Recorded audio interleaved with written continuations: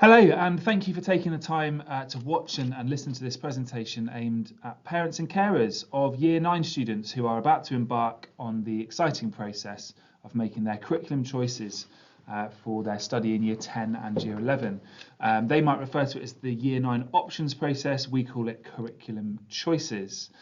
My name is Mr. Jacks. I'm one of the assistant head teachers here at school with oversight of the Year 9 options process. And over the next few slides, I'm going to talk to you about the process we're going through, how you can research and find out more about the subjects that we offer and the decisions that your young people are going to make. I'm going to go through all the key dates in the process so you know exactly what to look out for and when, and talk you through some of the activities that students will be doing in school. At this stage, please do make a note of the email address that's on the screen there. If you have any questions relating to the options curriculum choices process at any point, please do direct them to that email address. That will be monitored by a team of staff, including myself, and we'll endeavour to get back to you within 48 hours. So you'll be quicker to ask options-based questions via that email address rather than contacting tutors or subject teachers. Unless, of course, the question is relating to a specific element of a subject or a course, in which case contacting the head of department would be the best person for that. And the details of who the heads of department are can be found in the subject information book, which is in the Year 9 curriculum choices section of our website, and I'll show you where to find that later on.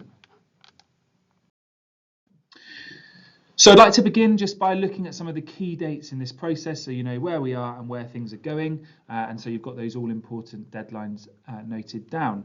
Right now, Friday the 24th of January, we are releasing information, and by the release of information I'm referring to the Curriculum Choices booklet, which lists all of the subject options available to students, details the exam boards, the topics of study, and gives the name of the head of department that I mentioned earlier.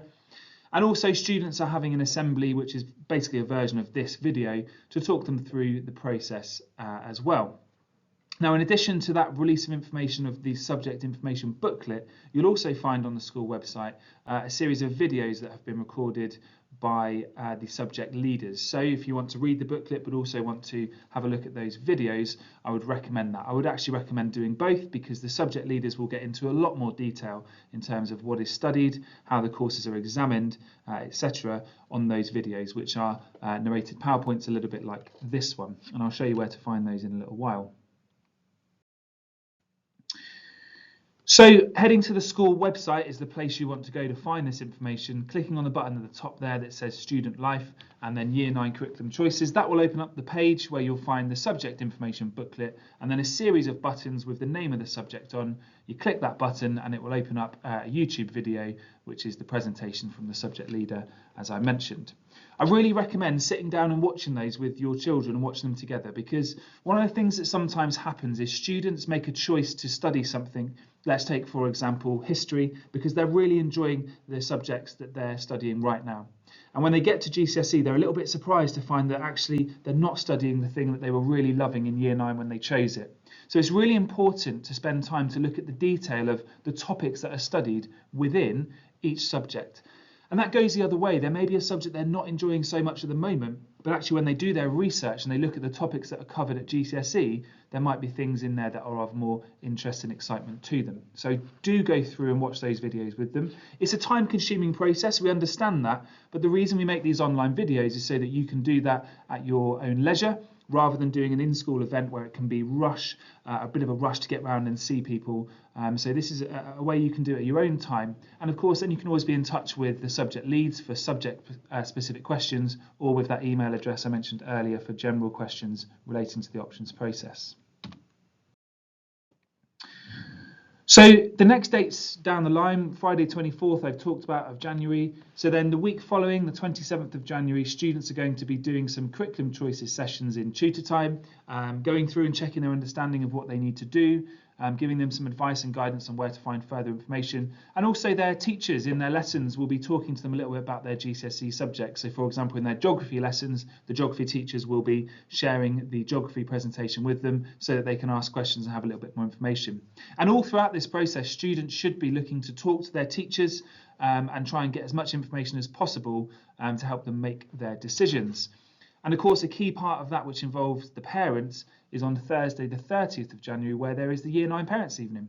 Now, we would like you to talk to the teachers of all of your children's subjects, but actually we know that sometimes you'll want to prioritise talking to those subjects where you're thinking about it being an option for study next year, and you may want to ask questions about that in that appointment to help your thinking.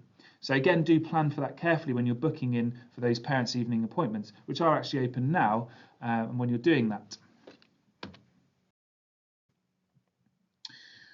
So the next event down the line is very important for the students, and it's important that parents have a role in this as well. And that is on Friday the 31st of January. So that's the morning after the Year 9 Parents' Evening. And what students are going to do is they're going to complete an initial indications option form. Now that is not the final options form they're going to complete. This is a form that we are going to use to get an understanding of what students' initial indications are. They're going to do this in tutor time on paper. We're going to collect them in and use that information to help us build option blocks, which we then think will enable as many students as possible to have the subjects that they would like to study. So whilst I can't stress enough that this is not the final form, it is really important that you as parents and carers have had a conversation at home in advance of that and know the sort of subjects that your children are going to be putting down on that form when they're asked to complete it on the Friday morning. Now, of course, they may change their mind after that as they do more research, and that is okay.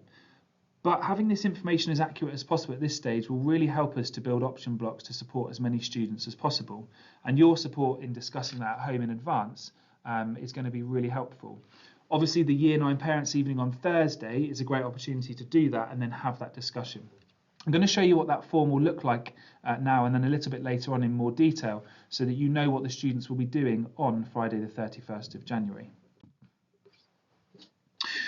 So that's what the form is going to look like that they do. It's a yellow form, and it's really important to say, and I'm overemphasising it, I know, this is not the final options form.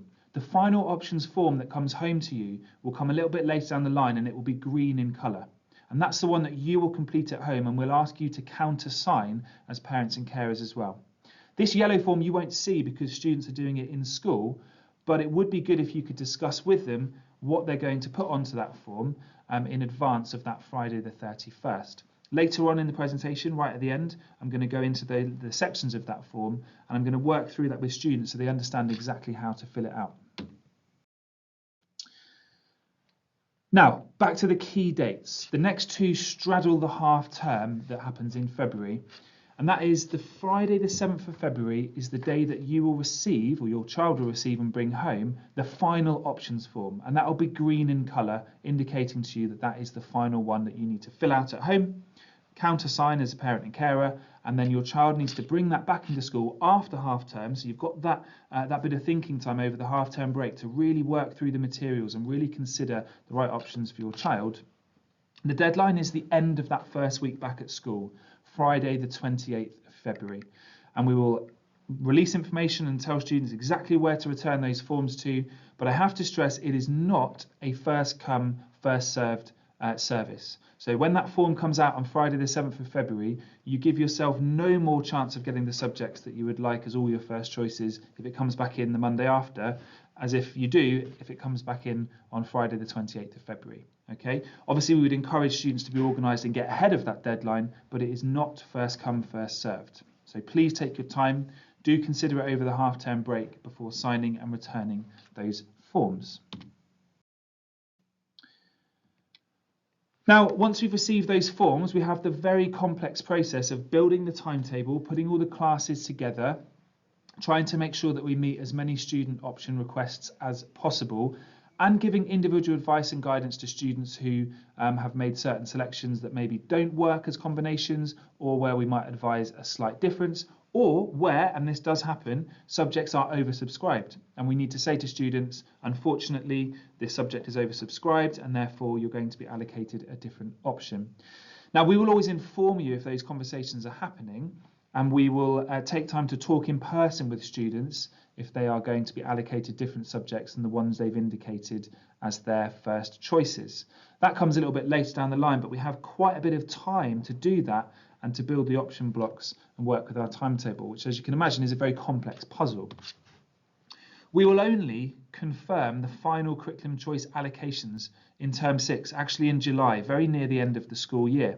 And students will study the subjects they are currently studying all the way through to the end of year 9. We don't drop subjects and begin GCSEs early. Students will follow the curriculum, the timetable they're studying now, all the way through to the end of the year. Okay, so let's get into the options process in a bit more detail and talk about what the curriculum will look like for students in year 10 and 11. And the very simple headline is that they will study fewer subjects and in greater depth. So the core curriculum, the subjects that all students will study, they don't have a choice in this, these are compulsory. And they are, as you can probably guess, maths, English language and English literature, science, combined science, plus personal development and physical education. Now the top 4 on that list there, maths, English and combined science are examined subjects, personal development and physical education are non-examined subjects. But that box there is the core compulsory curriculum that all students will study through year 10 and year 11. I'm going to come back and talk about science in a moment because what I've described there is combined science. And this is worth 2 GCSEs. All students will study this unless they opt to select to study what is known as triple science. And I'll come back to that in a second because that actually would take up one of their options selections. So when it comes to the options subjects then, on top of this core curriculum, these will take up roughly 40% of their study. There are 4 subjects, so there are 4 options to be chosen, and they are all GCSE or equivalent level 2 qualifications. So in terms of how that might look in a breakdown of time, you can see that more than half of the curriculum, 60%, is defined for students through the English, maths, science if they're taking the combined science route, which all students will automatically do unless they choose separate science, core PE and PD. And then the 4 options there, they will have 5 lessons per fortnight on each of the options subjects that they select. Now, just to get into the question around science, as I've said, all students will study combined science, which means that they will gain 2 GCSEs. Now, in the combined science course, they will cover aspects of chemistry, physics and biology. But some students may choose to use one of their options to take what is called triple science. And this would mean that they would gain 3 GCSEs, 1 in physics, 1 in biology, 1 in chemistry, hence why it's called separate science or triple science. Now, that would mean that obviously that element of science is still taken on their timetable, but one of their option selections would be taken with a selection of science as well, leaving them with 3 further options. Students who are not going to study the triple or separate science route will of course just have science on their timetable and choose 4 option subjects. Further detail on that can be found in the subject information booklet, which both details the combined science routes and topics, and also the triple and separate science routes and topics as well. So how do we encourage students to make those decisions? Well, the first thing we ask them to think about are what do they enjoy and what are they good at? I would place extra emphasis on what they enjoy because, as I explained there, they're going to be studying these subjects at level 2 or GCSE for 2 years. They're going to be studying these options choices for 5 hours a fortnight, plus the homework and the independent study that comes with that. So really, prioritising subjects that you enjoy, given that you're going to be studying at a higher level, is a really good idea. Students and parents, and you need to help them with this, need to consider what are they excited to explore further? What do they want to learn more about? And really, they can only know the answer to that by doing their research, watching the subject videos and reading the content that is covered within each of the courses. We also need students to think about what is it they want to do in the future. What is it they want to do at their next steps when they leave year 11? What is it they might like to do in their career, in their jobs of the future? And therefore, is there a certain combination of subjects that keeps as many doors open for those routes? Or if they're uncertain, is it about making sure that they've got a broad and balanced curriculum and they can make those more niche decisions around their career choices later on. The things we do say to students are never ever choose a subject because your friends are doing it, because what ends up happening is the classes get put together, and more often than not they'll find out that their friends are not in the class, and that decision therefore was quite silly. Also, there's not a very strong likelihood that, of course, teachers are going to allow students to sit next to friends they have good relationships with. And actually, when you're actually making a decision that affects your future as an individual student, you should not be deciding based on what your friends are doing. This is your moment to make your choice, and that's very much the message we give to the students. Should you choose a subject based on your teacher? Well, again, no, that's not a good idea, because firstly, you don't know which class you're going to end up in. A number of different teachers teach different subjects. So if you're choosing a subject purely because you love the teacher you've currently got, then actually there's a possibility you may not end up having that teacher for GCSE. Conversely, if you really liked a subject at year 7 and 8 and you've got a teacher in year 9 that you're not so sure on, you don't have a great relationship, well, actually that shouldn't put you off choosing the subject, because you may find you have a different teacher, or you may find actually your relationship with that teacher is different at GCSE level when they're teaching a group of students who have all chosen to study the subject. So basing your decisions on your friends and your teachers is a bad idea. Thinking about the questions in blue is something to do with parents and carers and students together, and really, really important thinking. As part of their curriculum, students will have had lots of opportunities to engage in research regarding career options and future study pathways, and some may also have pursued this independently, of course, as well. To support this further at home, you can use the Career Pilot website, which provides really valuable information about subjects, career paths, and further study options. I would really recommend having a look at that, and the logo there on the screen for Career Pilot you can see, and that's just easily findable with a search on an internet search website. You can click on that website there. You can see here on the top left-hand side of the screen, where do I start, explore my options, and advice at 14 plus, which is obviously relevant at this stage, with lots of guidance on choices and qualifications. I would really recommend having a look at some of this stuff at home, getting into as much detail together as possible. We would also strongly encourage students and parents together to explore things like the UCAS website or the National Careers Service website, where you can find lots of information on higher education courses, which might make reference to the sort of GCSEs it would be a good idea to have studied if you want to go on and do certain subjects in the future. And also, like I said, the National Careers Service website, which has got lots of information around salaries, working hours, jobs and career details. And thinking about those jobs for the future, and therefore tracing that back to the sort of subjects that might be good to study at this moment in time. So do please explore those resources together and encourage your children to have a look in their own time as well. I want to just take a moment to talk to you about something known as the EBAC combination. Now, the images on the screen there, you might not be able to read this as I'm talking, but this information is within the subject choices booklet that you can find on the website.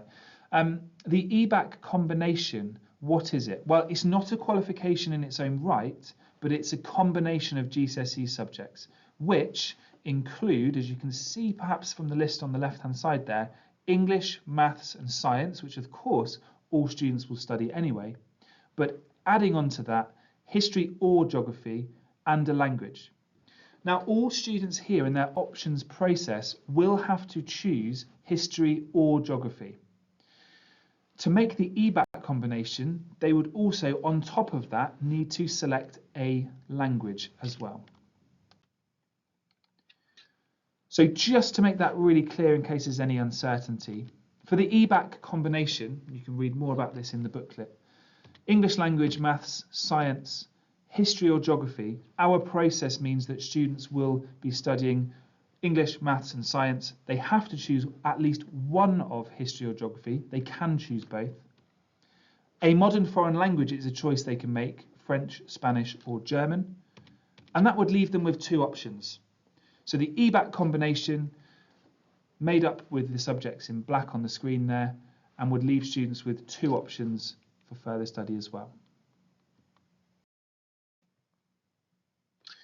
Now, the grading structure for qualifications at the end of Key Stage 4, Year 11, follows the 9-to-1 scale, which might be different to when parents and carers were at school, when you had the A star through to G scale. So here's a brief summary of what that means, and it's represented in the visual on the screen there. A grade 4 is what is known as a standard pass, equivalent to, in old money, the grade C.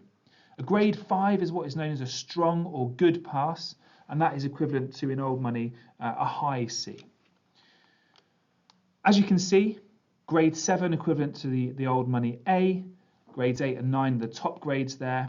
There is still a U grade ungraded, but you can see there on the left hand side the numbering structure that is used now compared to the lettering structure of old. Some of our qualifications are level 2 courses, which are equivalent to GCSEs, but are not actually GCSE courses. They are things like BTECs or Cambridge Nationals, sometimes known as technical or vocational courses. Details of these, of course, can be found in the subject information booklets. The subjects I'm referring to there are enterprise and marketing, travel and tourism, and sports studies. Those subjects all contain a little bit more coursework, to keep it simple, than the GCSE subjects, which tend to be more based on examinations taken at the end of the course. The equivalent grades for those subjects are appearing on the screen there now. So it is possible within those technical vocational subjects to achieve a level 2 distinction star. That is equivalent to the grade sort of between a grade 8 and 9 on the GCSE grading structure. You can see also, as you go down, a level 2 pass or a level 2 merit is equivalent to the GCSE grade 4 and grade 5. So I don't want students to think of these qualifications as any lesser. They are equivalent qualification. The difference in these courses between level 2 courses and GCSEs lies often, like I said, in the assessment structure, where level 2 courses, those on the right hand side of the screen there, generally have less focus on exams at the end of the course, but they do still contain exams that students do take at the end of the course. It just often is that weighting is a little bit less than your traditional GCSE courses, which tend to be almost all weighted on exams. Again, this is the sort of thing you have to research by looking at the subject videos, reading the information in the booklet. All of those go through the percentage weighting of examined and non-examined elements, so it's worth spending time having a look at that and thinking about the balance of subjects when you are making those decisions. We would generally say it's not a great idea to study a number of those vocational technical subjects because the coursework demands would be very, very challenging all together at the same time. So that is worth bearing in mind in terms of the balance of the options that the young people are going to select. Now there's lots of information here. Possibly if this is your first time through it with a young person, this could be a little bit overwhelming. All of this stuff can be found on the school website, like I said, clicking Student Life Year 9 Curriculum Choices. All the videos, you obviously can watch this presentation again and slow it down if you need to, and the booklet can be found there as well. And you have got that email address from earlier if you have any questions. Even if that question is, please can someone contact me by phone and just answer a few questions, that is absolutely fine. We understand there's a lot of pressure on this big decision at a big moment in these young people's lives. So if you do need a bit more guidance and support, please do be in touch. When you go to the website, as I mentioned earlier, clicking on those buttons is what's going to take you to the videos, which will give you all the information you need about the subjects. And like I said earlier, it's really important you do this and spend time delving into what the content is, what the examination structure is, whether there's any coursework or not, because all of that needs to form part of the decision-making process, not just those things I referred to earlier, such as who's the teacher, what are my friends doing. This is a moment for students to take control and do their research with your support as parents and carers. So, what next? Well, your next steps are the watching, the reading, the research, the looking at all those materials I've referred to, sitting down at home together to do that, perhaps starting with the Year 9 Parents' Evening and then through the half term before the final options deadline on the 28th of February. Just a reminder then of that key next step in the process for students. The morning after Year 9 Parents' Evening, which is on Thursday the 30th of January. On Friday the 31st, students will complete their initial indications options form. We really want you to have discussed this at home with your children so that you know what they're going to put on that form when they do it in school. That is not their final options form, of course. There is a final options form that will come later, but the accuracy here will really help us to form our option blocks and make sure we can try and cater to as many student wishes as possible. I'm going to show you now what that form will look like, and this is worth really concentrating on for the students so they know that the rules and limitations that are in place when they're completing this form. So this is what the form will look like. It's going to be yellow in colour to indicate that this is not the final form, because the final form will be green in colour. It begins with a blurb to explain the purpose of the form, which says this is the initial indications form. Please note this is the first of 2 options form you'll complete. This is not your final options form, but completing it as accurately as possible helps us to try and build a timetable and option blocks that allow as many students as possible to get their first choice options. Please complete as accurately as possible. You will be asked to complete a different and final options form by the deadline of the 28th of February. Step 1 of the form asks them to tick the box of the subject they would most like to study from these options. And if you'd like to study both history and geography, you'll need to indicate this in step 2 by writing the name of the subject you haven't already ticked here. So students have to choose at least one of history or geography. What I'm asking them to do in step 1 here is to indicate the preference that they have. So if they want to do both, great, they can. But at this stage, they just need to tick the one that is their preference of the 2. So tick 1 box there. Then step 2, identify remaining choices by listing subjects, and I'm pausing for emphasis, in order of preference. That's really important, in order of preference. Number 1 being the highest preference, down to number 6, the 6th place choice and preference. Just going to read through these rules here. To complete the EBAC combination, they will be required to select a language, French, German, or Spanish. If they've already selected history in step 1, they can select geography in the remaining options, and they would do that by writing the word geography there. If they've already selected geography in step 1 by ticking that box, they can select history by writing the word history in one of these boxes. They should not write the same subject more than once in the space below. Sometimes in the past, students think if they write art, we'll get the message they really want to study art and definitely put them in art, which obviously we would get that message, but it's not helpful. We need the students to think carefully, list subjects in order of preference, number 1 being the one they would most like to study, then number 2, then number 3, number 4. And they need your help with this as parents to think about the balance and think about the best combination of subjects for them as an individual. Just to reiterate the key points, all students have to study history or geography. They can study both. What comes next for you then as parents? That form's going to get home to you on Friday the 7th of February. That will be green in colour. That's the final options form. We will have created that form based on the information we got from the activity that I just ran through, which will then enable us to try and create a timetable that will work for as many students as possible. You then have a couple of weeks, including half term, to complete that form, to do your final research, to be in touch if you have any questions ahead of the deadline on the 28th of February. Just a reminder for the email I mentioned earlier, any questions or queries relating to options, it's 2025 Year 9 choices at coombedean.co.uk. Please be in touch with that email if you'd like any support or have any questions. Thank you very much for taking the time to watch and listen to this presentation. It's a long presentation by school standards, but this is the most exciting, I hope, the most important moment in your child's educational journey so far, where they have for the first time a degree of choice over their curriculum. This is an exciting process, but it is one that requires a lot of thought. Thank you in advance for the work you'll do with your children in preparation for this, and please be in touch if you have any questions. We really look forward to supporting you and your children through the curriculum choices journey. Thank you very much.